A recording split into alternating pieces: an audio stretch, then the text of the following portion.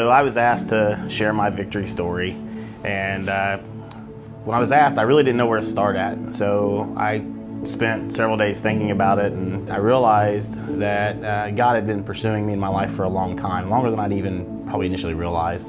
I remember back as young as 12 years old, my parents went through a pretty rough divorce, and during that process, it was just feeling alone and not understanding what was going on, and the divorce was ugly, and I struggled with it. I was an emotional mess. I lived with my dad and didn't even talk to my mom. We had no relationship at all. And then when I moved from my dad to my dad and I had no relationship at all. So my mom remarried, and she remarried my stepdad, Bud Cadwell.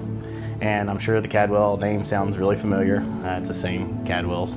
Josh jokes a lot about being drugged to church, but looking back, I'm really glad he was drugged to church because I got to go sometimes too. Years later, as I got older, kind of the whole teenage thing, it was, I worked a lot, wasn't going and visiting them as much, had my own car, so I kind of got out into the world on my own. Luckily, God's still pursuing me. I made friends with somebody just by chance who I met at school, and he invited me to go to his church.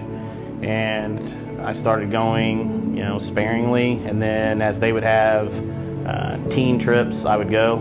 And I don't know if anybody remembers the Power Team, but back in the late 80s, they were pretty cool. But I remember actually at a Power Team teen event, that was where I dedicated my life to Christ. Went on through high school, and right after high school, or actually towards the end of high school, I had plans to go in the military. I was enlisted. I was in a car accident, and the car accident was severe enough that I wasn't able to enter the military. So it was a bit of a scramble, and I ended up purchasing homes, working locally, and I met my first wife. I think at the time I was feeling very attached to her family, and still kind of seeking that family acceptance, and getting married was an instant family for me. But there was something that was always off. There was something that was always wrong in the marriage, and it just never seemed right. But at the time, I knew I wasn't being the husband that I needed to be, and I started blaming myself a lot. I had asked to go to counseling because I suspected things and just always thought something was going on. And it was a pretty rough blow when we went to counseling. My ex-wife had told me that she hadn't been loyal through the marriage, and that was really tough for me, and I didn't know how to move past that. And that was probably the first time in my life I remember being that low. I think I doubted myself and my ability to move past it. In the end, we made the decision to divorce. I had moved back to what I knew, which was kind of the Franklin, Bargersville, Edinburgh area. It was just kind of a restarting point. I'd gotten invited a couple years later to attend a class reunion for the class that I would have graduated if I would have stayed in Edinburgh. Just to understand that, that's like 12 people at Applebee's, so the class reunions at Edinburgh aren't anything major. And I got to catch up with several friends I hadn't seen in a long time. Didn't take a whole lot of thought out of it, but about a month or two after that, I got a message on social media from a friend that I remember very well from school, Christy. And we started talking. We realized that we'd been through a lot of the same things in life, and we kind of found ourselves in the same situation. And we started talking more and more, and we actually became very, very close friends. A couple years after we started dating, I knew that I wanted to spend the rest of my life with her. I couldn't imagine not having her in my life. But I was really hung up on not being committed to her. I was hung up on me making that commitment again and that promise again to Christ. We were attending church sporadically. Again, we were trying different churches, going different places. Around the same time, about 2 years after we started dating, Christy and I actually went through the process and got custody of both of my daughters. And that was a huge thing for me. It was very difficult for me, and my, the yearning to have a family. It was difficult for me not to have my daughters there, which I'm sure it is for any parent. We found out really quick that Gracie was a lot better when she was involved.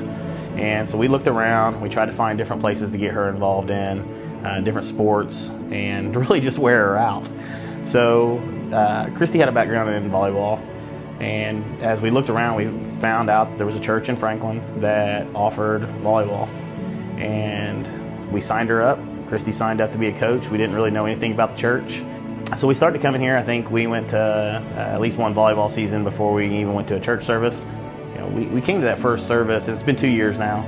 We sat through that service, and when we left, Christy looked at me and she's like, I can't describe how I feel and how I felt during that service. And it hit me instantly, and I just knew, I knew what she was talking about. But we knew instantly that's where we needed to be, and this is where we can grow. We just enjoy it. We enjoy the people. We enjoy, we just see God working. And Christy's growth as I went through this, it's such a huge part of my own story, because watching her grow has lit such a fire in me, and it's made me reflect on my life and realizing that this whole time God's been working. He's been working on me. He's been pursuing me. We're at the point now where we are volunteering with the church, trying to use our gifts to have an impact on somebody else. We try to invite as many people as we can, just because it's something special to us, and we want to share that with everybody. If you have something that's that special, why wouldn't you want to share it? Why wouldn't you want other people to see it and experience it? And I can say that, back even when I was graduating high school, I had a graduation party, and of all the things that I got during graduation, I'm sure I got cash and gifts, and all those things were great. There's one gift that I've got that I've still got today, and I didn't set out to keep it. I didn't plan on keeping it, but I got a gift. It was from a special person. That's not why I kept it, but I got my first Bible, and it was a student edition. Still got it today, and it was from Kenny and Karen Cadwell. And it just made me realize how, God kept leading me back. He kept leading me back. He kept taking me back to where He knew I needed to be, even if I didn't know I needed to be there. And I'm just so thankful that He did. So one of the things that's become important to us, and that we have really challenged ourselves with, is trying to connect the people around us back to God. And the thing that sticks with us is the come and see and sit with me. And so we encourage each other to constantly bring people to church with us, to be there for the people around us as they need to be lifted up. And we would encourage everyone here to do the same. So join me in connecting people back to God.